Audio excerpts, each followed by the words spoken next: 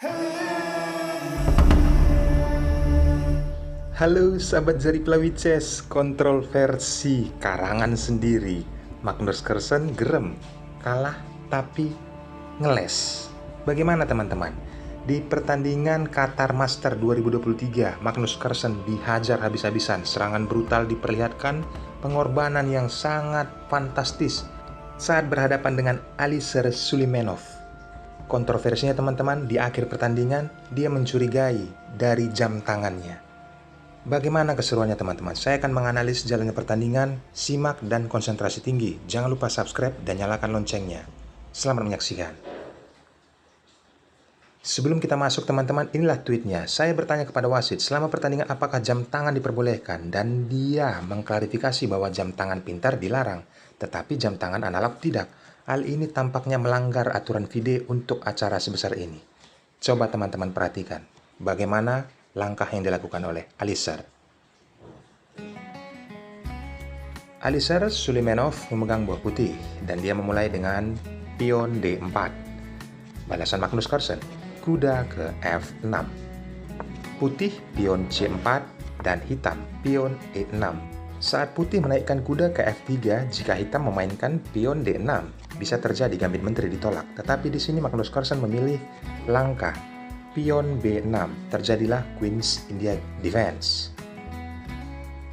Perhatikan teman-teman, langkah Alisher menaikkan pion A3 dan Magnus Carlsen mengeluarkan gajah ke A6 mengancam pion.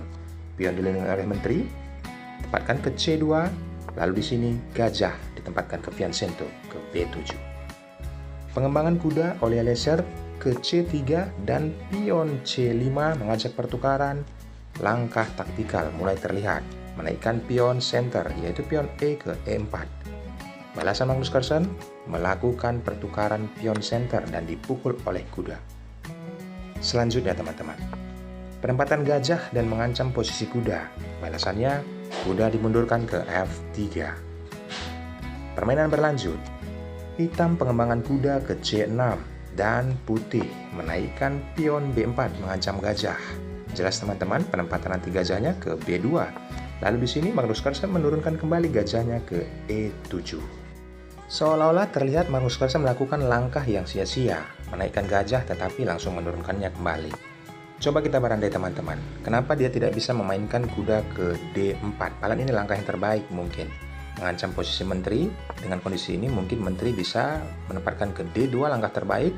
Setelah itu hitam bisa memukul kuda dan kuda dipukul dengan pion. Keuntungannya putih di sini memiliki pion bertumpuk, lalu gajah bisa ditarik mundur. Tetapi spekulasi ataupun hitung-hitungan dari Magnus Carlsen tidak memainkan itu teman-teman. Dia mengembalikan gajah ke E7, tapi masih bisa untuk peluang rokade sayap raja. Setelah putih, gajah Piancento, lalu hitam menempatkan menteri menjaga ataupun mensupport pion A untuk ke depan.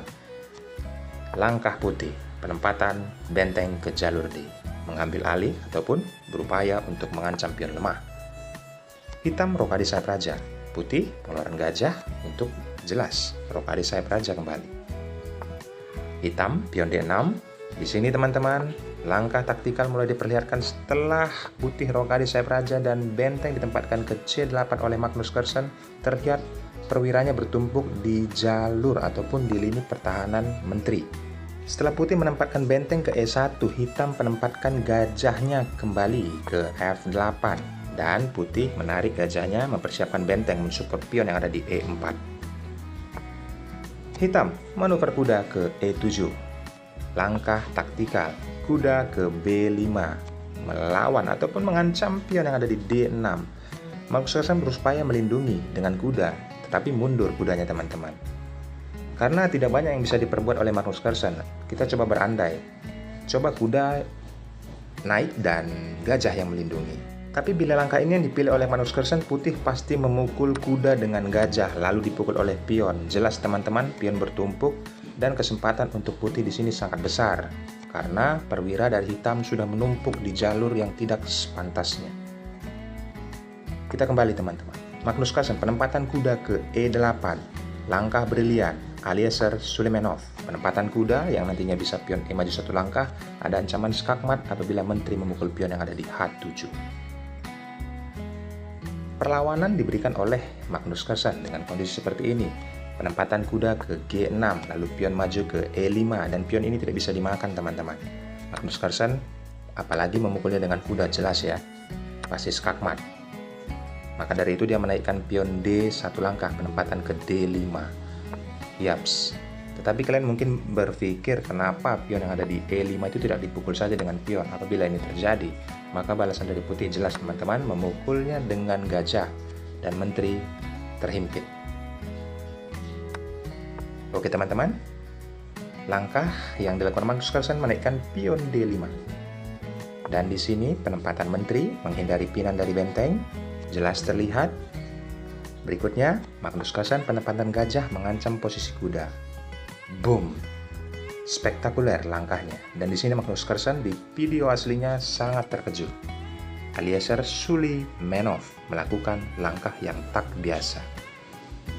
Jika kita memposisikan kita sebagai Magnus Carlsen dengan kondisi seperti ini, kuda langsung memukul pion, jelas teman-teman. Apa yang mau diragukan? Magnus Carlsen juga berpikir seperti itu. Seorang pecatur dunia nomor 1 langsung memakannya dengan raja. Apa dampaknya teman-teman? Apa yang dipersiapkan Eliezer Suleimanov dengan kondisi seperti ini? Memukul pion dengan pion, lalu pion dipukul oleh gajah mengancam menteri. Di sini ada ruang ataupun jalur F sudah terbuka untuk putih menyerang raja hitam. Berikutnya, pengorbanan lagi teman-teman, kualitas perwira. Magnus Carlsen tentu menyambutnya dengan pion, lalu tempo skak. Menteri memakan pion, dan penempatan raja ke F8. Kuda manuver ke D4 jelas bisa ditempatkan ke E6. Langkah Magnus Carlsen tidak banyak teman-teman. Kenapa dia memainkan kuda ke F4? Ini pilihan yang sangat sulit untuk Magnus Carlsen. Coba kita berandai, apabila dia lebih fatal lagi apabila kuda ke C7 untuk mengancam menteri, maka putih bisa melakukan skak. Dan raja bergeser ke G8. Berikutnya, ada kuda yang mengancam menteri. Menteri hanya satu langkah ke depan, dan tempo skak menteri akan tumbang. Putih 100% akan menang dengan kondisi seperti ini. Maka dari itu, hal ini sudah diperhitungkan juga oleh Magnus Carlsen dampak atau berisiko apabila kuda yang ada di E8 dimainkannya. Maka dia memainkan kuda ke F4. Mengancam menteri, menteri mengepin posisi raja, dan kuda tidak bisa diselamatkan. Kalian bisa pause videonya dan pikirkan kenapa kuda ini tidak bisa diselamatkan. Setelah hal ini terjadi, menteri memukul kuda. Lalu, hitam menempatkan menteri ke B7. Berikutnya, kuda ke F5. Langkah taktikal yang sangat cerdas yang diperlihatkan oleh Eliezer Suleimanov. Dan permainan terus berlanjut. Magnus Carlsen berupaya untuk mengantisipasi gajah ke C4 untuk tempo skak. Tetapi teman-teman, Eliezer memukulnya langsung dengan gajah. Sudah diperhitungkan, dan di sini Magnus Carlsen memundurkan gajah ke F8. Kenapa tidak memukul langsung gajah ini seolah-olah gratis? Bila ini terjadi, inilah dampaknya teman-teman. Kuda tempo skak, raja bergeser, skakmat menteri ke F8. Luar biasa teman-teman. Pemikiran yang sangat cerdas, maka dari itu gajah ditempatkan ke F8, tidak tumpul teman-teman. Tempo skak, gajah ke C4, dan di sini raja bergeser ke H8. Mungkin kalian berpikir kenapa tidak langsung dipukul saja gajahnya dengan benteng. Coba kita lakukan, maka akan gosong teman-teman.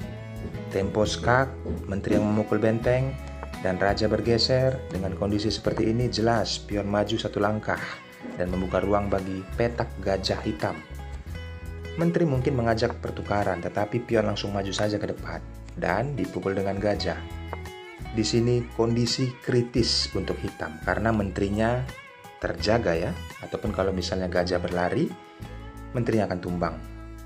Apa yang bisa dilakukan dengan kondisi seperti ini? Bila dilanjutkan, kalian penasaran, mungkin hitam memainkan langkah membuka ruang bagi rajanya.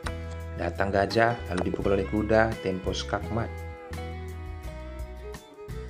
Itulah hitungan matematika yang dilakukan oleh Eliezer Suleimanov teman-teman. Luar biasa, makanya saya merekomendasikan video ini untuk memperlihatkan betapa cerdasnya dia. Setelah kondisi seperti ini, raja bergeser, kuda maju ke H6. Langkah ini sekaligus penentu ataupun mengakhiri pertandingan. Magnus Carlsen menyerah.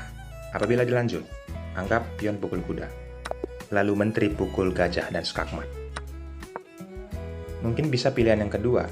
Menteri bisa mendekatkan diri ke E7, menjaga gajah, tetapi ada kuda tempo skak. Apa yang bisa diperbuat? Raja bergeser ke G8.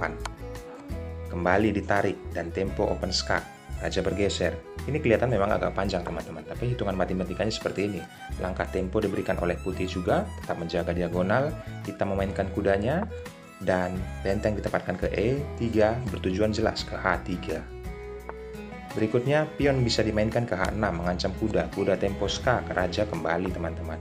Di sini bisa menaikkan ke H7, lalu datang menteri tempo skak, raja kembali ke posisi G8, open skak kembali. Dan di sini rajanya bisa bergeser ke H8 dan skakmat oleh menteri ke H7. Itulah kebrutalan Eliezer Suleimanov yang di akhir pertandingan, seperti yang saya tweetkan di awal video, Magnus Carlsen melakukan protes kecil, menganggap dia memakai jam. Kalian bisa menilai teman-teman. Akhir kata dari video ini, saya hanya minta kepada kalian ucapan terima kasih, subscribe, dan nyalakan loncengnya, agar kalian tidak ketinggalan untuk video-video berkelas dan pertandingan-pertandingan yang bermanfaat untuk kalian terapkan pada saat bertanding nanti. Bye-bye.